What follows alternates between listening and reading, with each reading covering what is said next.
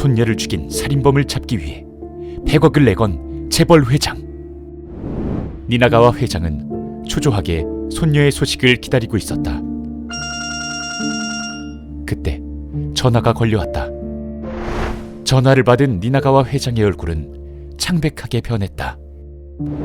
새벽에 산책을 하던 이웃 노인이 숲에서 손녀의 사체를 발견한 것이다. 니나가와 회장은 분노로 몸이 떨렸다. 손녀를 죽인 살인범을 도저히 용서할 수 없었다. 그로부터 3개월 후, 경찰청 VIP 경호 담당인 메카리가 경찰서에 출근하자 후배가 급하게 뛰어왔다. 선배, 신문 봤어요? 이 남자를 죽여주세요. 신문 한 면을 가득 채운 광고였다. 커다란 사진과 함께 키요마루 쿠니히데라고 쓰여 있었다.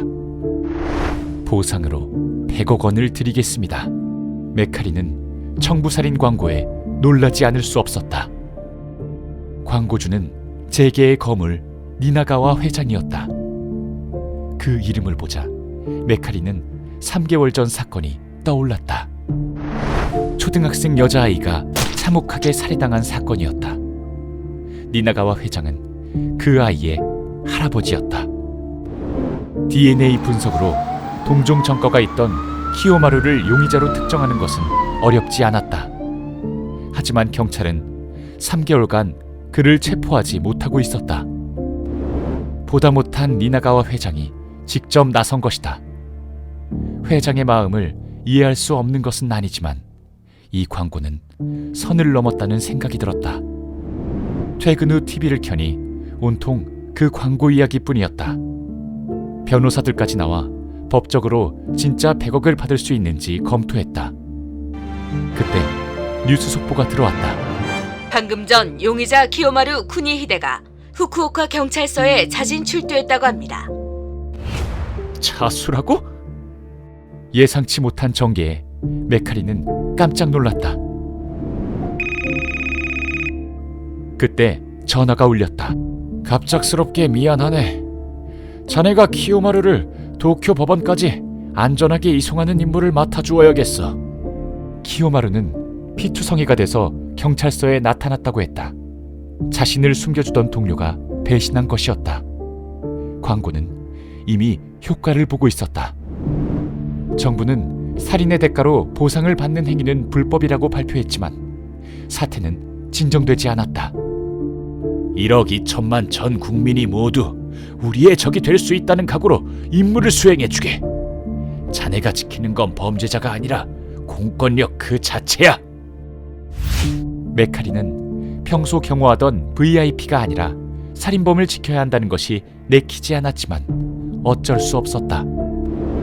키요마루가 자수한 경찰서로 가기 위해 택시를 타자 라디오 방송이 흘러나왔다. 긴급 속보입니다. 방금 용의자 키요마루가 경찰관이 휘두른 칼에 맞아 부상을 입었다고 합니다. 민간인도 아닌 경찰관이? 결국 우려하던 일이 벌어졌다. 모두가 돈에 눈이 먼 것이다. 메카리는 급히 택시를 돌려 키요마루가 입원한 병원으로 향했다. 키요마루는 병원 응급실에서 치료를 받고 있었다.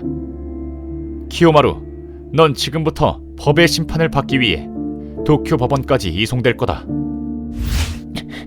법의 심판? 난 방금 경찰한테 칼을 맞았어. 니들도 날 죽이고 100억을 받으려는 거잖아.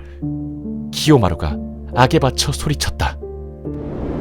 의사는 간호사에게 진정제를 놓으라고 지시했다.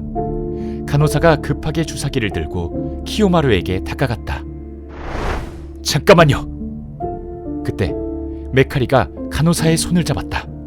지금 주사기에 어떤 약물이 들어있죠? 간호사는 우물쭈물하며 덜덜 떨고 있었다.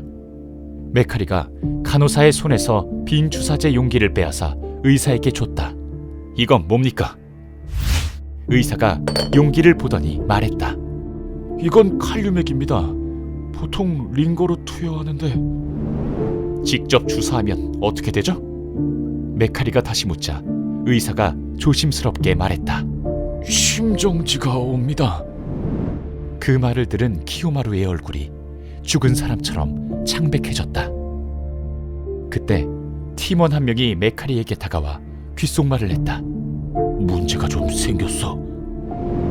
뭐라고? 테러? 팀원의 얘기를 들은 메카리는 머릿속이 하얘졌다. 100억이라는 돈 앞에서 경찰의 보호막은 정녕 지프로 만든 방패에 불과한 걸까? 집회 방패.